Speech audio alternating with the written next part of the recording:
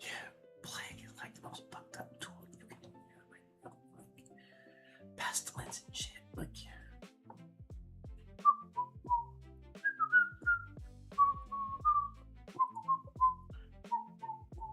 And what the fuck? I'm 54-year-old. God, I'm not supposed to.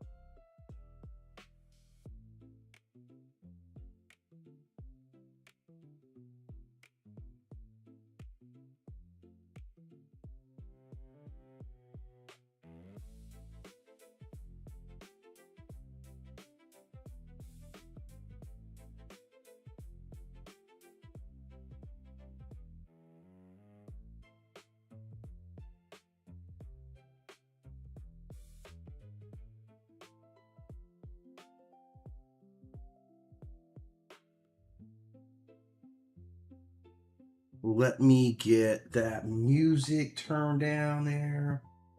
See what's going on here, guys. Happy Friday, by the way. Happy Friday indeed, right? Happy Friday indeed.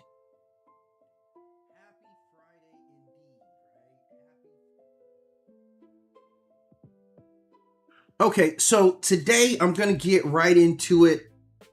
Though I'm going to meander for a little bit. But I got a good topic today. All right, let me turn down the music here. I just want to make sure that I'm front and center.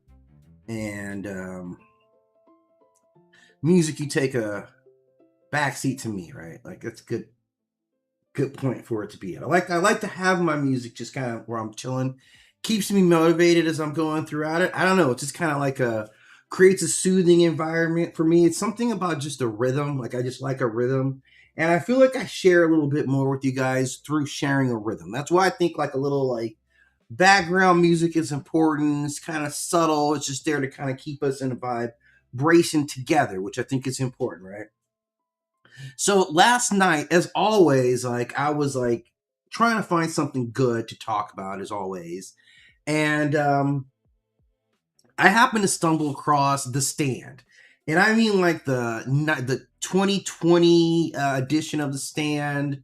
I think it ran for one season. I don't know how many episodes it is, but I'm on episode 2 as of right now, right? Like, so this is the one that's got James Marsden, it's got Whoopi Goldberg's in it, it's got Amber Heard in it. And so like a very cool. So I'm 2 hours into it. And so that made me think like the central theme, of course, of any any apocalypse type story like this is plague, right? This is the heart of it. Like people aren't coming back from the dead, but people are simply dying. So we can understand how much worse it is when people just die in mass. And it's kind of a staggering look at like what happens, how this whole thing goes down. So I wanted to kind of talk about it in just the context of like understanding plague storytelling, like how we kind of do our plague storytelling, right? Like this, in that context, it's important, right? So this is something I wanted to really get into, right? That whole component of it. And here's what we get. So I kind of went through the list. Like plague itself is actually a very rare thing. Like an actual plague itself is a pretty rare occurrence. This is a severe infectious disease caused by this very particular bacterium, Yersinia pestis, right? And this mainly lives in small animals and fleas that bite them. People catch it from flea bites, sick animals, or airborne droplets. And today, doctors can cure the disease easily with common antibiotics. Types of plagues, right? There is obviously bubonic type of plague, right? This is very common. It causes painful swollen lymph nodes called buds. You have septic plague, an infection of the blood. It damages tissue and can cause organ failure. Pneumonic plague in the blood. Pneumonic plague. This is an infection of the lung expelled from air of a person. Is highly dangerous. So like plagues have done the thing historically, right? Like plagues have been at the forefront of culture, right? Because we haven't had a way out of it. Like we think of the Black Plague and how much impact it had, right? So those are typically the type of plagues. And these plagues historically, if we go back, we've had some massive outbreaks in the 1300s. We haven't because we changed, well, I guess COVID was a plague. I mean, we did have another plague, right? So plagues still exist, like they're still going down. And they're extremely powerful. We can see pretty clearly how plagues will essentially shut down an entire culture, shut down an economy, like plagues, shut down like dating, like baby rates dropped off. People were killing each other, killing themselves at higher rates, right? The kids that missed out on formative years of socialization, right? Like there's a whole generation of kids who are like, yeah, I don't know nothing about first grade, or I don't know nothing about like that, you know what I'm saying? That awkward kind of me, like it was different, right? Like we all went through it. So we missed out on a lot just by a little bit of flex of plague, and it had massive cultural and also psychological, social issues that are going on. They changed this, right? It had a shook, right? COVID had a shook, man. I mean, it completely changed. For me, I already like staying at home, right? Like I have a work from home job. I love working from home, but even that got to be a little bit weird for me because I couldn't go anywhere. Like it changed, right? It changed. So this is where we are now. In some instances, including like fictional stories, we give people the power of plague. And the power of plague ain't no joke, man. The power of plague is that's it. You done. This is the ender of all enders, right? If someone has this power, you're deeply rooted in power right here. You can change the world. That's who you are. It's a lot of deities, a lot of gods, a lot of powers. Like we were talking about teleportation yesterday, right? Teleportation is nothing to plague powers, right? Like we get that. We get how plague moves. It's a mechanism of destruction, like how it gets you, right? And having this as ability on a supernatural level is insane. Like this is like your ability to control who gets sick. And the welder doesn't need, if you have this, you don't even need to overpower an army. You don't need to do that. You need to drop off a couple of fleas. Hey, throw a couple of rats here. What are you doing? I'm going to throw a couple of these infected rats over the fence, right? Boom, right? Germ warfare. And it was just like that. So when we talk about plague gods, these are the most insidious because there is no way around this, man. There's nothing that you can do that can be done when the plague god shows up, man. You fight him in the ways that you can.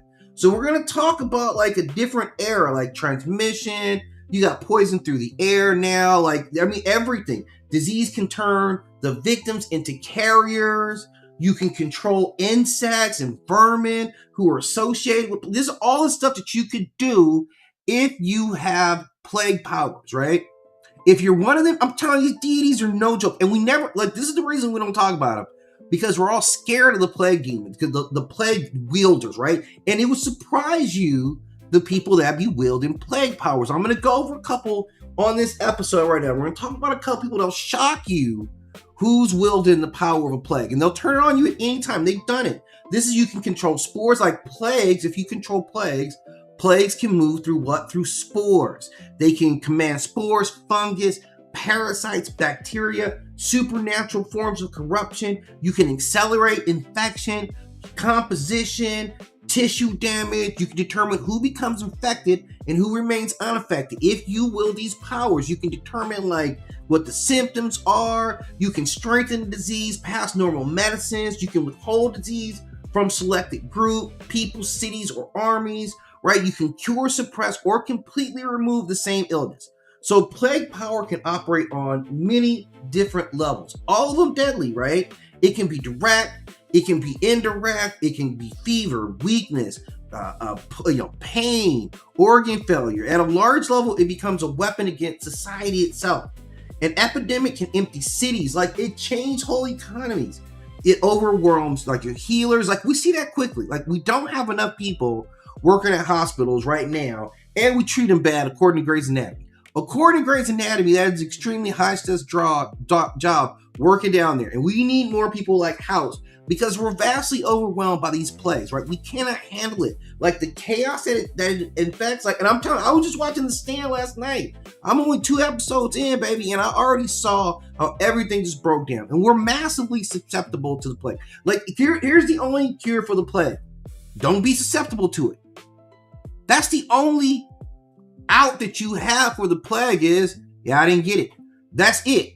Okay? If you're one of them who's suspect to getting stuff, then hey, when the plague come, he was calling you first, okay? And just accept your fate. Like that. If you're the one who gets everything, you have a poorly maintained immune system. When the plague comes, he's looking for you first, right? So the only way you survive a plague is just like, yeah, I just got through it, man. I just got through it. Or maybe you understand some of the mechanisms of how the plague deities themselves work. Like who has this power, right? This frightening power to control a plague, okay? So let's take a look at it, because sometimes they dual-sided. Like they dual-side your power, right? They dual-side your power. Now, first look. Now, obviously, you know I got Sekhmet, right? And Sekhmet is one of my favorite deities of all time in anything anyway, right? We know who Sekhmet is, right? Sekhmet is it. Sekhmet is the plague herself. Sekhmet, but see, here's the thing, like Sekhmet is both the Lady of Terror and the Mistress of Healing at the same time. And this would not be the first time that this would happen, right? We're going to see this symbolism of controlling plague and controlling healing often going together, right? They're a duality that goes together. Now, I mostly know Sekhmet as being pissed off. That's where I know Sekhmet from. I know Sekhmet from the stories where she got mad and she was killing everybody. Okay, that's the main Sekhmet story that I know. I don't know any Sekhmet healing stories. I'm sorry. Maybe you should put a little more. Maybe you should run some ads about that one because I don't know it. I know your plague. I know your fever, I know your war, and I know your scorching breath. Those are all the things that I know are associated with Sekhmet. Right up at the top, you see was plague. Like when she went on a spree, like she went, this chick right here, man, this lion-headed chick right here. She went on a spree of just like killing everybody. Yeah, and she wouldn't stop, and it was plague, and it was war, and she was just tripping, man. And they had to get her drunk to get her to stop. So they also say there's a part of her that is protection, that is also medicine, that is also restoration and sacred power. I've never heard one myth that says any of this stuff about her, right? I'm going to assume it's true. I'm going to assume that every single story about Sekhmet didn't make it past the final cut, and that there's a whole history of Sekhmet doing nice stuff in the world that we just never heard anything about. I don't even think that's true. Okay, but we're just going to let it ride, because the mythology wants us to believe that along with this type of power, this incredible plague power, that, comes healing. Like there comes wisdom and this gentle. I just don't see it, but that's what they say, right? And here's another example of they say exactly the same thing, right? Say exactly the same thing about this dude right here. Right? Hang on. Apollo, right? Apollo, of course, is the Greek version of this, right? Like we know Apollo as the sun god. That was my first introduction to Apollo in Greek mythology. It was like, this is the sun god. He's cool. He has bow and like a lyre. He's music, right? He'll break it down. He's very cool, right? Like, yeah, not realizing that he also wields the plague, and he's hooked to several plagues. He has names that are associated to plagues: the averter of evil, the healer and divine physician, inked with mice, right? Symphius, like inked with mice and epidemic disease. Like this is who this deity is known for. Now we've been hearing about Apollo since way back, like 8th century, right? He's talked about in the Iliad. He sends plague then. Like I don't know if they show it in the movie, right? I know they just did, what was the new movie? Like the Odyssey. I think they just did the Odyssey. Oh, so obviously wouldn't be in this Iliad. So in the Iliad, he sends a plague upon the Greek camp after Agamemnon dishonors his priestess. I don't think we see that in the movie. Like, we didn't see them guys get sick. Oh, I think they removed all the gods. But that was Apollo right there. Like, he was sending plague. And he used to do this stuff all the time, man. He used to always be sending plagues. You see that arrow that he's got right there? That's a plague arrow. That's an arrow of plague right there. And that way he can sit here and just be like, yeah, you, right? And then be like, yeah, you. That's what he's doing, right? He's flooding you guys with plague. That was his punishment tool. So we sense that. He's commonly, like, obviously he remembered by some other things, right? We associate him with prophecy, with purification, with protection, with disease, and healing. So he encompasses some of the same stuff we saw with, right, old Sekhmet, right? Like a lot of the same type of things, right? Maybe she has, you know, her marketing department isn't as good. She got some bad PR, right? Like she forgot to erase the tape of that time she got dunked on by a kid. All that stuff got in there, but they're both essentially kind of known for the same things. She occurs, of course, further back in history. I think we're probably like 3500 BCE. Like this is one of the oldest ones. And then Apollo will come. Like they're not, clearly not the same character. They willed a different era at a different time, but they're still kind of represent some ideas about plague. And the central thing of both of them was that plague and healing were actually two sides of the same coin. They're absolutely convinced of that. And you see a lot of times, like maybe, all I can say is maybe, right? Like maybe, because we see like a lot of times scorpion deities, like if you guys do any research on scorpion deities, and there's not a lot, like I would have thought there'd been a lot more scorpion gods out there. And I was sorely disappointed to find that there were not. Like I've read so many books looking for a damn scorpion deity. Like the deities that I would have had out there, there's just not a lot of them out there, man. I just really wish that there had been scorpions. But scorpions are oftentimes associated themselves with healing, which I also don't understand. But it is what it is. Like, so the scorpions, I think it's like Surcat. I think it's Surcat is like the Kemetic, like, deity of healing. Like, Surcat is like a scorpion deity, right? It is totally not like the Scorpion King that The Rock did in that terrible movie, right? And it's nothing like that at all, right? And they kept doing those, man. They did like 3 of those. They like 3 of those Scorpion Kings. And I don't understand. If the first one was terrible, why would you guys keep doing that? But they did, nonetheless. And this is the thing. So Apollo and Sekhmet, like they're very similar. They're mad similar in a couple of fashions. And we could see that in them early on, right? We see this with them. You kind of look at them. And again, like with Apollo, because you come out as the well, I guess you are kind of a good guy. Like, okay. So, okay. So, if you guys remember the movie Troy with Brad Pitt, right? When the Greeks first get there and they storm a temple, right? And that's where they end up kidnapping Rose Byrne, who would eventually fall in love with Brad Pitt, but he did kidnap her and he was raping her. He was doing whatever, right? I didn't mean that. He was doing whatever with her at that period of time. Although she falls in love with him later, which is mad insidious. But she was from Apollo's temple, right? So that was the thing that would have incurred Apollo's wrath. In that version of Troy, they took out all the mythological stuff. So I don't even know if they had the soldiers get sick. That would have been a cool tie-in. But they removed all the mythological stuff from that particular telling of Troy, right? I don't know why. I just think you're so fucking smart all damn time.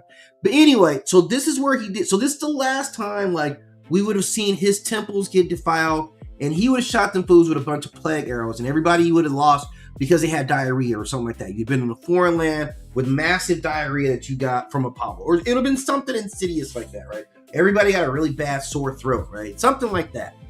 That's what it would have been. That's what the story would have been, because that's who Apollo was. So Apollo, Sekhmet, like two representations, kind of the same thing, right? Like plague. Like plague gets after it, man. Plague gets after it. So then we go like Mesopotamia. Mesopotamia summed it up in two kind of different deities here. Right? Nergal and Ira, right? So you got two kind of separate, different deities. One's the Lord of Kutha, right? He's war, violence, plague, scorching heat, right? Heat is always a part of plague stuff, right? You're gonna be fucking hot, right? And then it will break you down. It's hot as hell right now, and it's breaking everybody down. But also closely associated with a Rishkagal, right, and the realm of the dead. Man, I thought you ended up, yeah, I feel like he ends up serving in the underworld because of Inanna's bitch ass, right? Like it's something to that story, right? I can't remember. And then the Epic of Era, like this is an old one, and this is about destruction of Murdoch and this passing along. He's also war and famine and disorder and like plague. He's new catastrophe, man. Like you can see the image. Both these guys are very angry looking dudes. So, you know, these are kind of like, these guys are deep 1,000 years ago, second millennium, third millennium, like, you know, so in the center of it all, like we all understand Mesopotamia, that Fertile Crescent right there. This is where this mythology, these two guys come down. And I'm telling you, man, I'm not messing with somebody who takes the time to braid his beard up like this, man. I'm just really not. And go shirtless, I'm not doing it, man. I'm having no problems. So this is Wrath right here. And they were into a lot of siege warfare. So these were definitely war gods. So, and they, again, like there were tactics people did to infect cities. Like they knew that if you were, you know, obviously you got fortified, like you got fortifications, big walls, right? This is when you have to have that, right? Which can serve to keep people out, but also keep you trapped in there. And if you got trapped in there with rotting corpses, right? Like if someone gets sick, you know, they kill a few, and you can't get them out of the city, it starts to be a problem, right, as they stack up. So this is one of the tactics, even like, you know, shooting refuge into the city, or they can't get their normal refuge. Like, imagine if you can't take the trash out, man. I'm telling you guys, we are 1 week away from a catastrophe if the garbage doesn't get taken out everywhere. And nobody thinks about that shit, right? But it is 100% true. So plague was a part of siege. So along with war gods, like they knew, man, we got to get them out of the city. How are we going to do it? Well, when everybody gets sick, you guys can come running out. You're going to have to open those doors in a little while. Like that was basically the plan, right? So gods of war, fever, right? Catastrophe. This is what these guys were wielding right here. These are known, this is Babylonian culture. This is Assyrian culture. Like we're talking early on. This is the principal centers of their culture right here. It's rooted in a couple of these guys, this worship here, right? And I'm telling you guys, these guys were no joke. Like plague, if you can will plague, like just imagine it on a more like a less fanciful scale. If I know you're gonna be in that city and I'm just like, yeah, I got a bag of infected rats, whatever it is, like every rat in this bag has got, you know, rabies, and I throw them over the wall and they break out into your city, it's gonna work. Like on some, I mean, can you handle it? Like it's a lot. This is just part of the pressure. You get people sick. It's much easier to conquer. There's some historical conquering that has happened while plague is going on, right? Having immunity to a plague, man, it's a real, like if you can infect someone with your germs while not sucking in theirs, it's a win-win for you at least, right? And then after we get into the mythology, there's a lot more. Like there's a lot more, because we see every culture kind of represents it, right? We got this dude, this West Semitic Syrian and the Levant Reshef. Now, this dude's coming all the way back to the 3rd millennium, widely worshipped during the 2nd millennium. He is also plague, warfare, burning fever, and protection, right? I'm going to protect mine, but if you got, the way I protect mine is that I'm the plague on you. That's how I keep you guys away from us. That I'm the plague, right? I'm Plague Mac, right? So he's all about destruction. His symbols were the spear, the shield, and the flame, right? And then you have this dude here. Let me blank me out here, right? And take care of move the good part here, right? This is Saponia. This is Yoruba. This is West, Southwest Nigeria. This is a deity who was associated with smallpox, but also judgment, right? Prevention, right? And healing. So that healing component is also there. So you get a lot of plague associated with warfare, and that makes sense. And then also the association with prevention and healing obviously is one of the parts. So smallpox, judgment, healing. His priestess were preserved because they had specialized knowledge of how to handle these diseases. So when people got sick, They knew how to protect communities, right? They knew all the medicine. These guys were ultimately feared as an authority.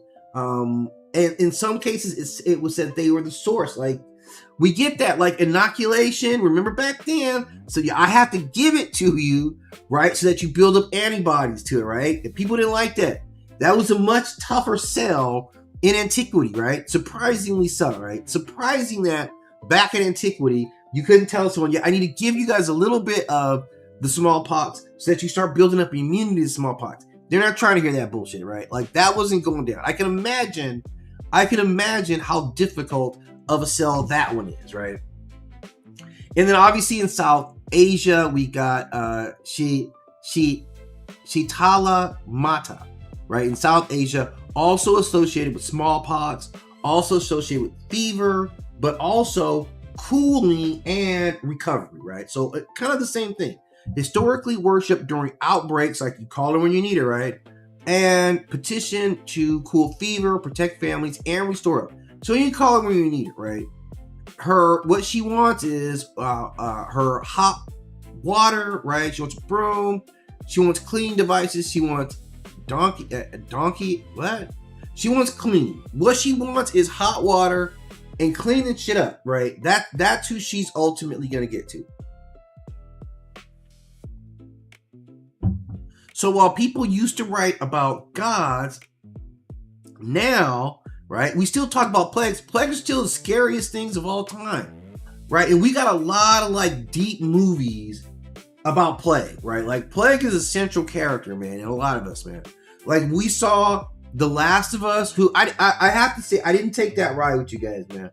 I saw it early and I just didn't like it, man. I just saw it and I was like, yeah, it's not for me. Like, I'm kind of down on plague stories overall as I sit back and watch The Stand, because it's about civilizational collapse, and I don't want a world where I can't game, man. You know what I'm saying? I don't want to live in that world, right? And now, because I said that, that's just probably gonna happen. But The Last of Us was about infection as an ecosystem, right? How the ecosystem, it did more. Like, the ecosystem created new bodies, new environments, new food chains. Like, the ecosystem changed, and we were on the outside of the ecosystem. This infection changed everything about everything until we were now on the outside. Like, you know what I'm saying? Like, we were now on the outside and it was now on the inside. Like, it was a complete swap what the infection was able to do. So kind of brilliantly done in that way. A different way of looking at infection. Then we have Resident Evil, which, of course, disease is merchandise, disease is weaponized, and it is, right? We use warfare. We still use warfare. They're lying to tell you don't do that stuff, right? We absolutely know, 100%, right? And so this is all about biotech. This is profits, mutation, because they're doing bioweapons. They are trying to make, more improved soldiers and all that stuff too. So they're absolutely trying to do that. So they're engineering these viruses. And I mean, predictably, we know what happens, right? So it gets out, right? So this is a series that we've been heavily invested in series since like 96. The Last of Us is 2023, so we see we're still keeping them. But this series really got heavy in 1996, and I don't know how many movies. Seems like 7 movies and like a bunch of animated films, like at least 4, right? And then the games, and like it's been on on fire, man. And I'm telling you, man, I remember when the game came out. I remember the game was so scary. I couldn't play the game, man. I was sitting at the crib. This is back in the day. I had 2 roommates, and so we had the system set up in the living room, right? We lived in the valley in LA, just outside of LA, and with the surround effects, you could always hear like some shit outside scratching on the windows. I couldn't do it, man. Couldn't do it. So, that we look at 12 Monkeys, which is like a plague. They throw in some time traveling into it just to make it like more interesting. But at the end of it, it's a plague story. We were trying to avoid the plague. That facilitated all the time jumping around. It becomes about fate. It becomes about self-destruction. It is self-destruction. This is a self-inflicted wound plague. Like, we did this plague to ourselves, right? That 100% is what happened here. And then you go to The Stand, which I'm watching right now, and this story kind of takes The Stand, this is an apocalypse, right? It's an apocalyptic journey. This is a biblical journey. This is apocalyptic judgment fact, right? Who survives, who dies. There's meaning within every single part of the stand. Because they start off by showing you that science could not adapt to this. Science did not understand this, and it was not going to be the answer. So within the first full episode, I don't think anybody's even looking at a scientific cure for any of this stuff at all, right? Like we're already like, yeah, this plague is here, and it is what it is, right? So this has already gotten to the point where like we're moving on. Society has failed. How do we get? I don't even know if they're trying to get it back on yet. It seems like it's still some weird stuff going on. So I'll get deeper. It's been a while since I read the books. But I just want to kind of chirp on it a little bit because just the mythology, how we sell plague, man, it's powerful, man. There's a lot of plague that we talk about, just like it's a repeating theme in our movies. It's a repeating theme from our old mythologies, right? And we see it going forth. And even like, if you look at some of the DC stuff, Marvel's done its like whole pestilence thing. Like Marvel had that, right? Like, this is a story, like, first in Marvel's, it's the X Factor storyline. If you guys remember the X Factor story, this is like 1986, X Factor number 10 to 25. Pestilence is not just a permanent character, but a title given to several servants of Apocalypse, right? This is the first modern holder of plague, right? A Morlock mutant who could generate intensify disease. Apocalypse turned her into Pestilence, turning biological infection into one of his weapons for testing humanity through mass suffering, right? This is a cold-blooded character right here, man, right? He later includes Caliban, Polaris, and Itsumi, each expressing pestilence different. Polaris was transformed into Pestilence later in issue 185 in X-Men. This is 2006, and so it's a lot. Like, so Marvel really adapted that character, right? So it wasn't simply one character that used disease as the power. So Marvel hit it up a couple of times over a couple of different characters, and then DC kind of has a whole Contagion legacy. This is something that jumped off way back in the day, like in '96, and this is where this pestilence is engineered by who's a dude, man? It's called the Clutch. And this is something that enters into Gotham and spreads. And Gotham is quarantined. And it's a whole, it's a whole powerful story. This is one of Batman's, legacy stories. This is, Crisis Beyond Gotham. And after that, this is where I think, Ra's Ghul really, becomes more powerful because of the collapse. Because the whole thing about it is, everything completely collapses in Gotham. Right, so this became a key jump off point for a lot of deep, some really dark Batman story. And I don't know if the virus, which is called Clinch, I don't know if that gets enough credit. We remember the phase that it went through, because this removed everything. Wealth didn't matter. These were basically a sealed in Babylon, right? That's what Gotham was. And we know Gotham's already fucked up, right? So Gotham doesn't need anything else to make it more tense in Gotham. But this is what the story ultimately gave him. So, man, and in this one, they've had some versions of this where even having superpowers does not make you immune to these diseases. Even Superman-like strength can't overpower diseases. So it plague cripples even the most powerful. It has that ability, right? So that, that's it. And then of course these stories all live on in games. The Last of Us is about these mutant, fungus, right? That colonizes the body. It's colonizing stuff, right? So yeah, I mean, and so we steadily telling these stories. But everybody's kind of taking a look at plague, just kind of representing how powerful, how it's civilization changing, man, the plague itself. So I just wanted to drop that a little bit. I'll be back on later. I'm probably going to do some profiles on each of these deities here. But otherwise, hit me up. Let me know what you guys are into. And as always, I ask you to hit that like and subscribe.